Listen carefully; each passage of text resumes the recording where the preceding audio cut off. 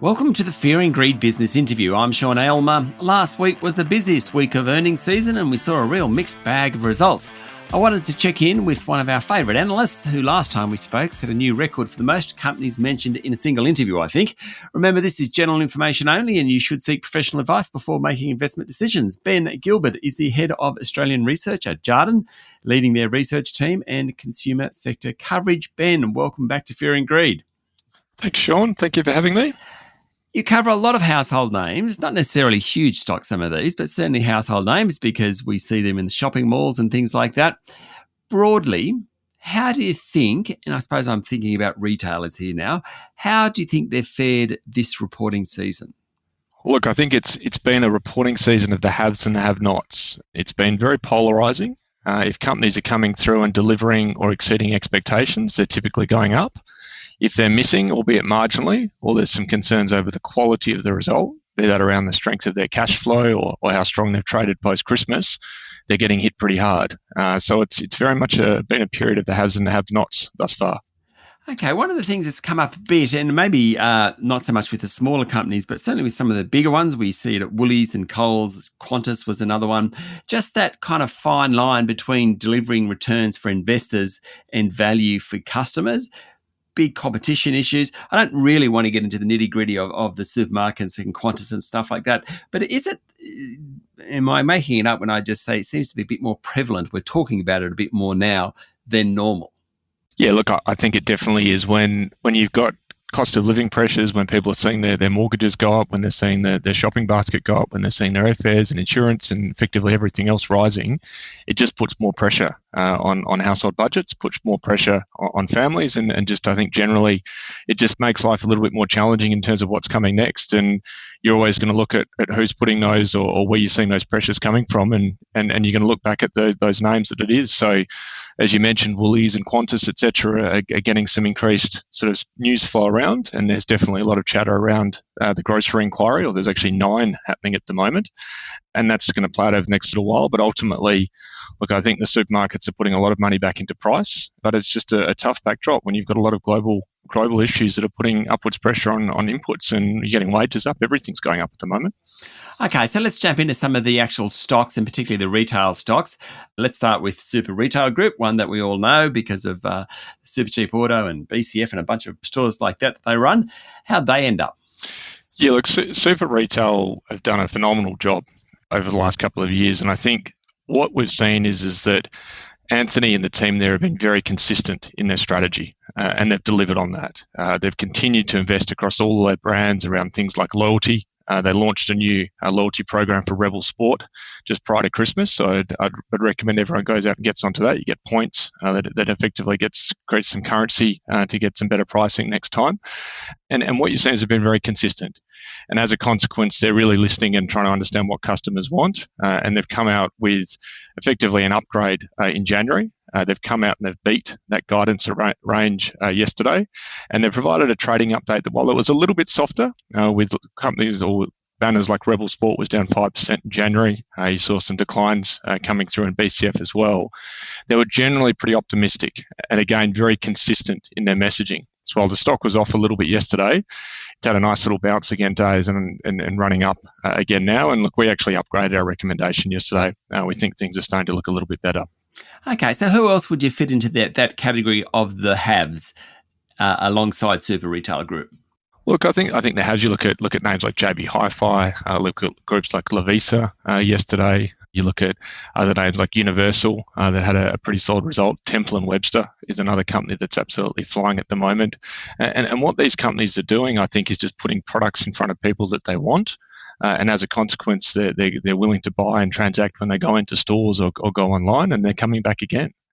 So they're definitely a few names I think have done very well. And Wesfarmers, probably the biggest of it's not really a discretionary retailer, it's a conglomerate. But you look at Kmart, had an absolutely phenomenal result. And Anko, which is their brand that they created a number of years ago, is now an $8.5 billion brand on an annual basis. It's enormous. Wow.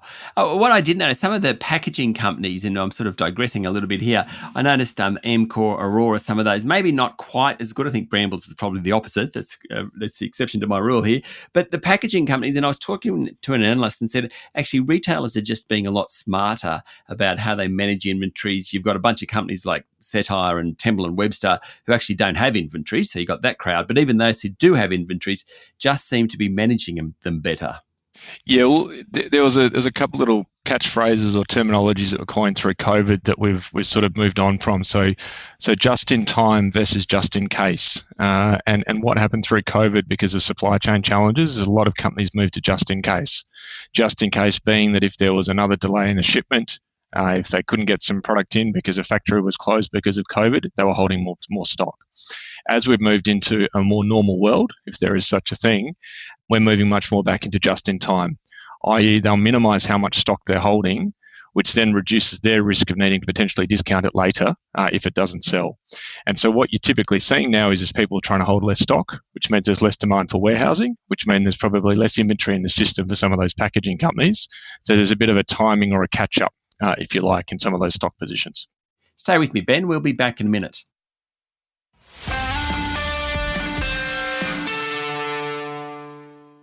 I'm speaking to Ben Gilbert, Head of Australian Research at Jarden. Okay, what about the have-nots? What about the companies that have disappointed this earnings season? Yeah, look, I think there's been a few, and it's interesting because it's been some of the bigger names, so things like Woolworths. Woolworths is a great business. I think they're doing some really forward things with respect to their loyalty programs, their member pricing, etc. But they're definitely getting hit a little bit harder by costs at the moment. And you've obviously had a CEO change in there to boot with Brad retiring. I think what you're seeing is that some of these companies that might be bigger, more high frequency, that probably have some less ability to flex around costs are getting knocked around a little bit more. And you look at something like Accent today as well, which is the owner of sort of Athlete's Foot, Glue, Hype, a number of these stores, has also had a bit of a cost challenge. So that the companies we're finding that some of the have-nots are the ones that are really feeling the pinch of some of the higher costs. I wouldn't say they're not doing a good job managing costs, but they're probably seeing more of an impact flowing through the P&L, and as a consequence, it's creating a little bit less certainty around the outlook for profit. What about travel stocks? We've spoken to you before. Now, we still have Flight Centre to report this on Tuesday. So we've still got a ways to go there. But some of the ones that have reported so far, what's that sector looking like? Obviously, Qantas is the big one there. But beyond that, Hello World Travel and those ones. Yeah, so look, we've had a Hello World and Corporate Travel that have reported. Corporate Travel had a pretty sizable downgrade relating to some macro challenges out of the Middle East and also a contract that hasn't quite been as fruitful as they were expecting out of the UK. So it was more company specific. Hello World, they had a pretty good result. They've come out and they've reiterated guidance.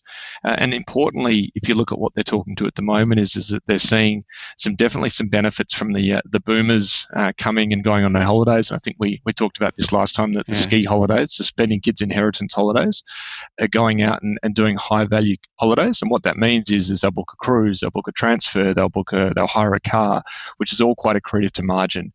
And if you look at some of the data, and it's always one of my favourite presentations to read through reporting season, outside of the companies I cover, of course, is Commonwealth Bank.